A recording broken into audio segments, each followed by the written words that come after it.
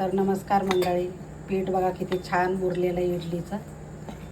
खूप छान होतं, मस्त होतं एकदम. जर ह्याची तुम्हाला रेसिपी पाहिजे असेल मला कमेंटमध्ये नक्की सांगा. आणि इतकं सुंदर लुसलुशीत इडल्या होतात ना. मी काय काय ह्याच्यामध्ये टाकलेलं आहे साहित्य वगैरे मी संपूर्ण रेसिपी दाखवेल. कमेंटमध्ये नक्की सांगा. आणि इडली पण दाखवणार आहे मी आता. तर मी रात्रीचे वाटून वगैरे ठेवलं होतं, रात्रभर बाहेरच ठेवायचं. आणि बघा मस्त झालेलं आहे पीठ. तर आता मी इडली करायला घेणार आहे. हे भांड्याला थोडं तेल लावून घ्यायचं. आता छानपैकी थोडं थोडं बॅटर टाकून घ्यायचं. आता मी उकडायला घातलेली बघा इडली. तर आता झाकण ठेवायचं आणि 10 मिनटं चांगली शिजू द्यायची. तर इकडे इडली झालेली आहे बघा मंडळी. इडली सांबार केलेलं आहे इथे. आणि इथं ड्रायफ्रूट आहेत आणि इथं चटणी. तर हा आजचा नाश्ता आहे. आणि इकडे डाळिंब.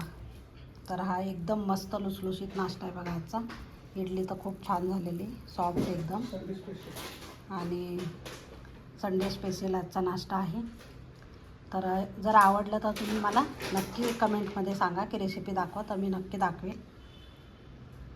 तर चला, मिनी ब्लॉग आवडला असेल तर लाईक, शेअर आणि फॉलो करायला विसरू नका. धन्यवाद.